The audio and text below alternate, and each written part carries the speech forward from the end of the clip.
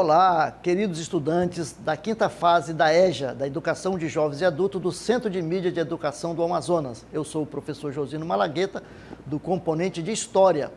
E agora nós vamos conhecer o objeto de conhecimento da nossa aula de número 14. O objeto de conhecimento, regência, a unidade ameaçada. E o detalhamento, história política. Vamos lá?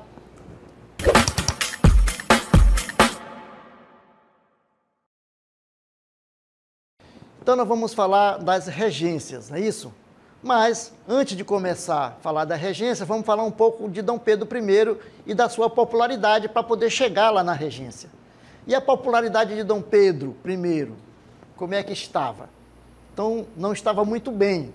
Dom Pedro estava passando aí por problemas, primeiro, pelas aventuras amorosas, né, e o enfrentamento à aristocracia rural local, que não estavam gostando nada da sua forma de atuar como imperador. Também porque ele tinha dissolvido a Assembleia Nacional Constituinte, né, isso, colocando uma Constituição que lhe dava poderes quase que absolutos. Depois, o assassinato do jornalista Líbero Badaró, que também vai levar a toda uma questão de insatisfação popular.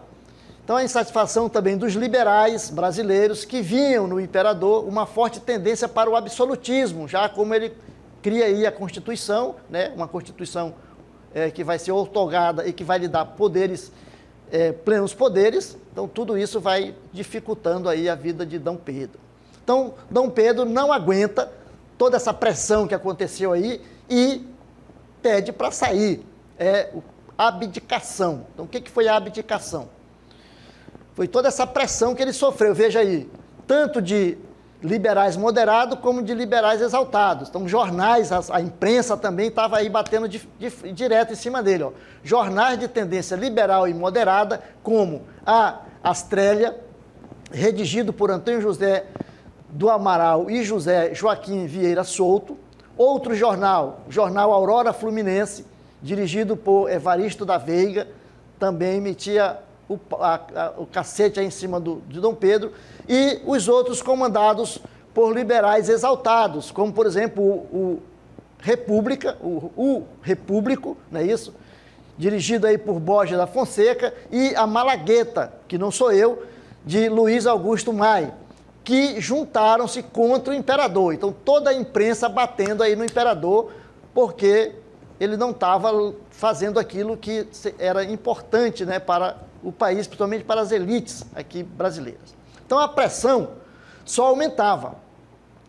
E uma recepção preparada pelos portugueses para receber Dom Pedro terminou em protestos que ficaram conhecidos como a Noite das Garrafadas. Foi daí do dia 12, 13 e 14 de março de 1831.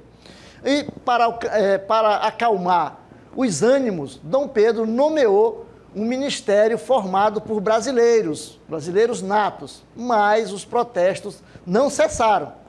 Então, ele demitiu, né, todos os ministros e nomeou o ministro de sua confiança, que ficou conhecido como Ministério dos Marqueses. Mas os protestos ainda vão continuar. Os protestos continuam e no dia 6 de abril, os revoltosos se reuniram no campo de Santana, exigindo o retorno do Ministério Brasileiro. E na madrugada do dia 7 de abril de 1831, Dom Pedro I pede para sair, abdicando do trono em favor de seu filho Pedro de Alcântara, com apenas 5 anos de idade, e nomeou José Bonifácio de Andrada e Silva como seu tutor. E nós vamos ver que a Constituição brasileira não permitia que uma criança governasse. Para isso, então, nós vamos entrar exatamente agora no tema da nossa aula, que é o período regencial, período das regências. Vamos ver? Então, muito bem. O período regencial está compreendido entre a abdicação de Dom Pedro, em 7 de abril de 1831, até a maioridade de Dom Pedro de Alcântara, em 1840. Ato que ficou conhecido como golpe da maioridade. Por que golpe da maioridade, professor? Porque Dom Pedro não tinha idade ainda para assumir o governo, porque só podia assumir o governo com 18 anos, e ele ainda não tinha 18 anos. Mas fizeram ali, deram o golpe da maioridade e ele assumiu. Então, vamos ver agora a caracterização do período regencial. O período regencial foi um dos períodos mais agitados da história do Brasil. Como agitado, professor? Muita revolta, muita briga, muita discussão, né? O povo, né, na rua, então muitas revoltas, como a gente vai ver durante aqui as nossas aulas. Depois, ocorreram muitas disputas político-partidárias. Os partidos aí estavam, os moderados, os exaltados, os conservadores, estava todo mundo ali querendo uma fatia do poder. Então, como não tinha um governo central para administrar o país, ficou aí aquela briga por quem governaria, né? A governança ficava em nome de quem, com quem. Depois, foi um período de lutas pelo poder entre membros da classe dominante e de rebeliões populares, que lutavam contra a fome e a miséria de uma população formada por negros, indígenas, mestiços e brancos empobrecidos. Existia a briga lá em cima, né, entre as elites, mas o povo que estava aqui embaixo também não estava aguentando mais a situação de fome e miséria e também estava se rebelando. Não é isso? Muito bem. As camadas populares vislumbraram a possibilidade de participar das decisões políticas, mas, novamente, acabaram sendo reprimidas violentamente. Então, o povo, mais uma vez, à margem do processo. E aí, essa instabilidade, né, dessa época se explica pela transição econômica que o Brasil estava passando, né? Aí um país está começando a se desenvolver na questão da agricultura e todo aquele processo ali vai levar a essas questões aí da estabilidade. Éramos um mercado periférico, né, com uma produção voltada para a exportação. O Brasil tinha, e aqui a população estava, né, a ver navios. Muito bem. As rebeliões revelaram os múltiplos problemas de uma sociedade agrária e escravista, buscando sua consolidação depois dos percalços do processo de independência e das lutas que redundaram na abdicação de Dom Pedro. Então o país estava agitado, sabe que quando o país está nessa situação, as finanças também não vão bem, não é isso? Muito bem. E agora nós vamos ver quais as forças políticas que estavam aí nesse período. Quais as forças políticas do período regencial. Então, no período regencial, o embate político se deu entre três forças políticas, que nós vamos ver agora de forma pausada e tranquila. Vamos anotando aí para vocês observarem quais eram os três grupos políticos que almejavam aí e que lutavam para se manter no poder. Vamos lá? Veja lá. Primeiro, nós temos aí os chamados restaurador, grupo dos restaurador, que é aí também conhecido como Caramuru. Então, era uma associação política que reunia os altos comerciantes, né, portugueses, e apoiavam Dom Pedro e queriam que Dom Pedro se tornasse novamente imperador. Não aceitava a abdicação, queriam que Dom Pedro voltasse a ser imperador do Brasil. Não é isso? Primeiro grupo. Então, vimos o partido restaurador, o que eles pretendiam, e o que eles defendiam. Defendiam a volta de Dom Pedro I ao trono brasileiro. Quais eram os jornais que batiam, que estavam apoiando a esse grupo? Nós temos aí o jornal O Caramuru, né, Tamoios, e a Associação dos Militares, que davam apoio a esse grupo político, certo? Depois, qual é o outro grupo? Terceiro. Partido Liberal Moderador, também conhecido como Xamango, né? Partido da classe dominante, e aí dos grandes latifundiários, aí do pessoal da aristocracia rural, não é isso? E eles queriam a autonomia das províncias, né, das províncias. Depois, o que eles defendiam? Defendiam, né, a independência do Brasil, né, com todas as províncias, aí não era um grupo que batia de frente com os restauradores, não é isso? Os jornais que apoiavam esse grupo, tem aí a Aurora Fluminense, né, e a Associação de Libertação e Independência Nacional. Então, vejam que tinham grupos que estavam sempre aí se apoiando. E o terceiro grupo político, que eram os liberais exaltados, também conhecido como farroupilhos, né, os farroupilhos. Muito bem. E aí, esse grupo é um grupo formado pelos radicais, né, é um grupo mais radical, que está aí, que quer realmente romper com toda aquela estrutura e criar um país, uma república, né, independente, com todas as com outras alternativas políticas. Muito bem. E aí eles defendiam aí, né, como já falamos, a independência do Brasil, não é isso? E a construção de uma república federativa, não é isso? E os jornais que apoiavam aí esse grupo, nós temos aí os Farroupilha, né, o jornal Farroupilha, Malagueta, o Repúblico, dão apoio aí a esse grupo de partidários. Então vejam lá. Então é importante a gente perceber como que a estrutura, né, e a organização política do país desse momento. Então os grupos que querem o poder, que lutam pelo poder. Então nós vimos aí os três grupos nesse quadro. É importante que vocês observem e anotem aí como funcionava cada um. O partido, quem eram eles, o que eles defendiam e quem os apoiava, certo? Muito bem, aí nesse contexto que nós vamos ter a regência, né? Então, o que é a regência? É o poder que vai dirigir o país, né? É o poder executivo. Então, a regência trina provisória. Por que é provisória? Porque a Constituição dizia que tinha que ter uma regência permanente, até que o chefe do governo tivesse idade para assumir o poder.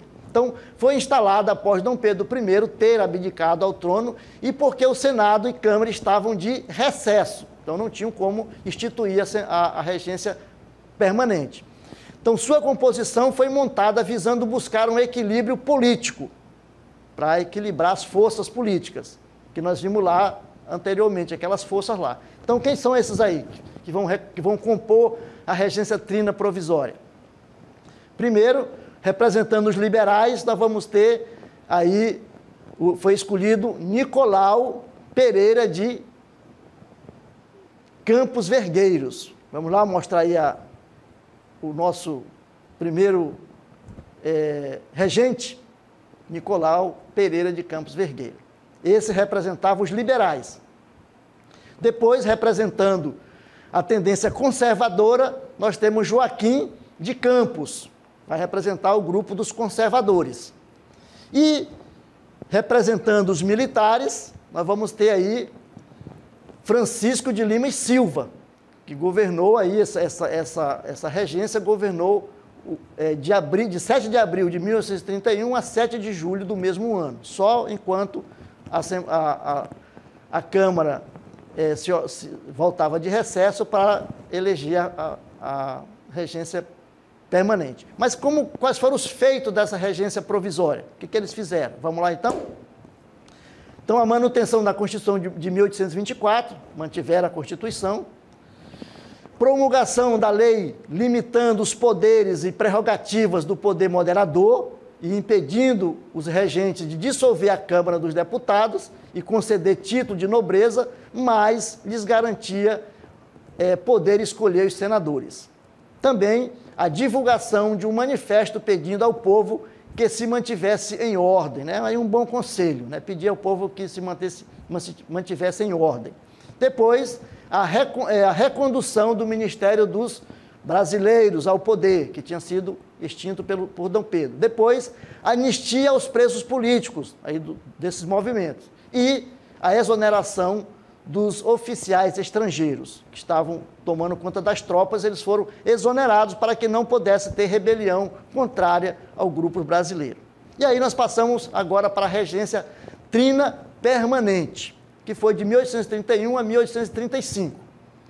Foi eleita para substituir a regência trina provisória, porém, a escolha de seus membros não segue mais aquele critério político, mas um critério geográfico, levando em consideração as regiões do país.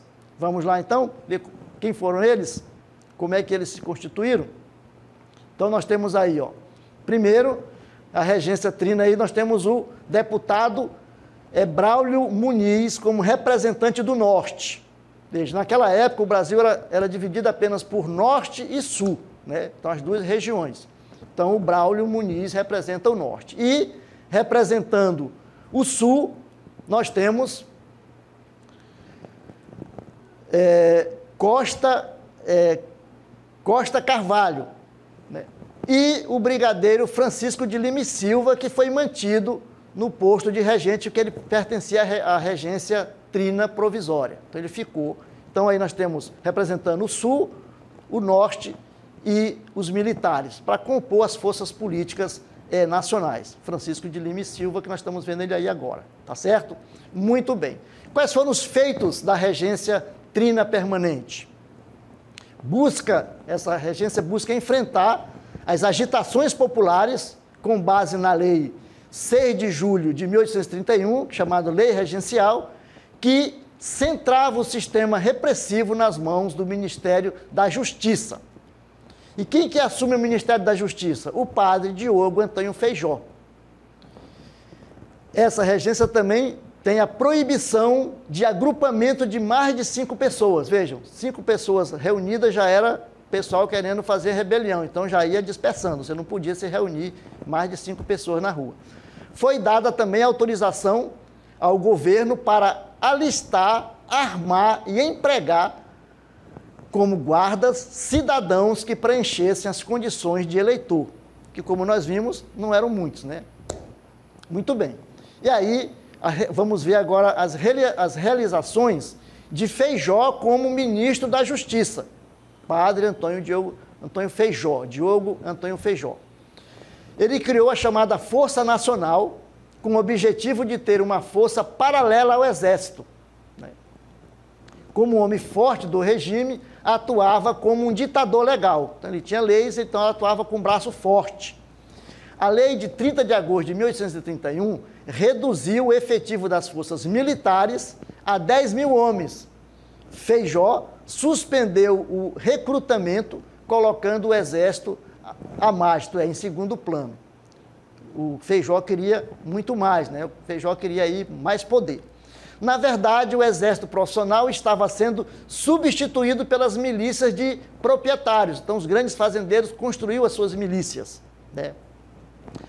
Feijó queria poderes extraordinários e, para alcançá-los, solicitou à Câmara a suspensão dos direitos individuais, né, os direitos das pessoas. No entanto, seu pedido foi negado e o Feijó, não gostando do negócio, pediu a sua demissão, pediu a demissão do poder aí do Ministério da Justiça. Muito bem. E aí nós vamos ver as reformas liberais que aconteceram na regência trina permanente. Vamos ver quais foram essas reformas? Muito bem. Vê lá. Primeiro, para deter os movimentos revolucionários e atender na pressão dos moderados, uma série de reformas foi elaborada. Quais são essas reformas? Primeiro, criação do Código de Processo Criminal, que colocava as autoridades sob o controle dos proprietários de terras e estabeleceu a autonomia municipal e eleição para os juízes de paz pela população local. Depois, segundo, o Código regulava o processo eleitoral e o recrutamento da Guarda Nacional. Então, aquilo que o Feijó tinha feito, as reformas liberais vão dando uma freada. Depois, publicação do ato adicional de 1834, criou as Assembleias Legislativas Provinciais, as quais substituir os conselhos provinciais, né? Então, aí são as reformas que vão dando mais poder aí para o poder brasileiro. Depois, eles aboliram o chamado Conselho de Estado, e aí que foram criadas as assembleias, não é isso? Depois, concedia autonomia às províncias, então dava mais poder às províncias, isso fortalecia, né, as regiões, as províncias. Depois, transformava a regência trina em regência una e eletiva. Então agora as regências vão ser votadas, você vai escolher quem vai ser o poder executivo, que vai governar o país. Depois as regências passariam a ter um mandato de 4 anos. Antes elas eram para sempre, né? Depois ela vai ter, então, aí tem um mandato de 4 anos. E criou-se o chamado município neutro do Rio de Janeiro, onde ficava a capital do Brasil. E a regência trina permanente perdurou de 7 de julho de 1831 até junho de 1835. Muito bem. E aí, nós vamos ver a primeira regência una, que é a regência una de Feijó. Como é que Feijó conseguiu chegar aí ao poder? Na disputa entre Diogo Antônio Feijó e Holanda Cavalcante, 2 liberais do Partido Moderado, venceu Diogo Feijó em junho de 1835. Ele assume como regente. Feijó, representante dos liberais liberados, assumiu o poder num período de muita agitação política e social, né? Nesse período foi um período realmente de conturbação, né? Muito conturbado. Os liberais exaltados, vendo que era impossível disputar o poder via eleições, né, via questão política, eles partiram para a luta armada. Então vão para a guerra, né? Vão para a luta armada. Feijó já estava doente, né, e enfrentava sérias dificuldades em governar devido à rejeição dos conservadores e dos exaltados. Ele tinha rejeição dos dois lados, tanto dos conservadores como dos exaltados, e aí ele vai, então, pedir para sair, né? Também vai pedir para deixar o poder. Mas vamos ver como é que aconteceu isso aí. Para enfrentar a oposição, Feijó criou o partido chamado Partido Progressista, e seus opositores criaram o Partido Regressista, sob a liderança de Bernardo Pereira de Vasconcelos. Sem apoio, né, sem apoio da Câmara, para enfrentar as rebeliões, Diogo Feijó renunciou em 1837, ficando a cargo o regressista, o regressista Pedro de Araújo Lima, como ali de forma interinamente. Ele vai assumir interinamente. Feijó não aguentou, né, o repuxo, porque a Câmara não lhe dava dinheiro para contratar, comprar arma e para contratar mais soldados para enfrentar. Ele vai então aí ficar, né, de forma, vai pedir para sair, né, vai pedir a sua exoneração. E aí nós vamos ver vamos ter aí o chamado o regresso conservador, a regência una de Araújo Lima, que vai de 1838 a 1840. Então, os conservadores vão assumir novamente o poder, né? Então, vamos ver como é que aconteceu isso. Vamos lá. Os regressistas vencem as eleições com Araújo Lima. Então, agora, os moderados ali estão saindo, né, dos liberais moderados, e vão entrar aí os regressistas, que são os conservadores. A vitória do regressismo aponta para uma questão importante, né? O temor dos proprietários pelo centralismo defendido pelos partidários de Feijó. Então, exatamente o que fez Feijó perder a eleição, aí no caso, o grupo de Feijó perder a eleição, foi esse centralismo. Feijó tinha um braço forte, né? Então governava de forma um pouco autoritária. Isso vai fazer com que ele perca aí o apoio, não é isso? E aí nós vamos ver agora algumas ações, alguns atos, alguns feitos da regência una de Araújo Lima. Araújo Lima, então, formou um ministério chamado Ministério das Capacidades, né? Um demonstrativo da necessidade de uma caminhada harmoniosa entre o Executivo e a Câmara. Então, eles vão, essa regência, a regência, lembre-se que é o Poder Executivo, aquele que governa, né? E a Câmara é aquela que faz as leis, que vai... Então, ele vai tentar uma conciliação com o Poder Legislativo, certo? Muito bem. Depois ele vai criar o chamado Colégio Imperial Dom Pedro II, é isso que até hoje existe no Rio de Janeiro, né, um colégio público para a formação aí dos quadros, né, dos brasileiros. E do Instituto Histórico e Geográfico Brasileiro também, que é um instituto que existe até os dias atuais, né, o Instituto Histórico e Geográfico Brasileiro. Bernardo de Vasconcelos, à frente do Ministério, apresentou a lei lei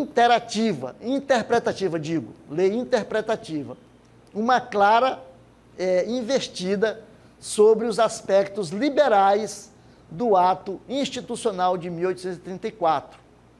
O que essa lei vai, né, o que vai fazer a lei chamada lei interpretativa? A lei interpretativa, ela restringe os poderes das assembleias provinciais. Veja, antes os moderados vão dar poder às províncias. Os regressistas vão tirar poder das províncias, né, com essa lei. Essa lei vai tirar poder. Veja que a regência do Diogo Feijó, com aquele processo dos liberais, ele vai dar mais poder, né, para as províncias, principalmente para os grandes proprietários de terras, que vão formar suas milícias, e agora na regência do Araújo Lima vai haver um pouco vai se fechar, né, a esses poderes, certo? Muito bem. Ele subordina a justiça e a força militar ao Ministério da Justiça. Então, vai haver essa subordinação da justiça, né, e a força militar ao Ministério da Justiça. E em 1840, os regressistas e progressistas, diante do crescente movimento de rebeliões, como, por exemplo, a cabanagem, né, a balaiada, as farroupilhas e outras, eles se juntam e antecipam a maioridade de Dom Pedro I, de Dom Pedro I, não digo, de Dom Pedro II, Dom Pedro aí, o Pedro de Alcântara, né, só para a gente consertar aqui. O que ficou conhecido como o golpe da maioridade. Por que é o golpe da maioridade, professor? Porque Dom Pedro ainda não tem idade pela Constituição, mas eles vão mudar, né, a Constituição, vão dar um golpe aí para que Dom Pedro possa assumir, mesmo não tendo idade. Por quê? Eles acham que o país, do jeito que está, com rebeliões pipocando em tudo que é lugar, não tem como o país se desenvolver, não tem como o país crescer, né? E eles estão sendo prejudicados. Então, tanto os progressistas como os regressistas vão se unir e vão, então, criar aí a chamada, dar o golpe da maioridade para que Dom Pedro de Alcântara, que será depois chamado de Dom Pedro II, que vai assumir como imperador, vai assumir no lugar do seu pai. Então, vai acabar o período das regências e nós vamos, então, começar um novo período da história, que é o segundo reinado, mas isso é assunto para outras aulas, né? Para mais conversa aqui com a gente, certo? Então, fechamos aqui, né, a nossa aula, esperando que a gente tenha dado um pouco aí de curiosidade para que vocês busquem, pesquisem mais, não é isso? Para entender melhor e buscar se aprofundar mais sobre esse assunto, que é um assunto importante aí da história do Brasil. Muito bem, ficamos por aqui e até uma próxima aula.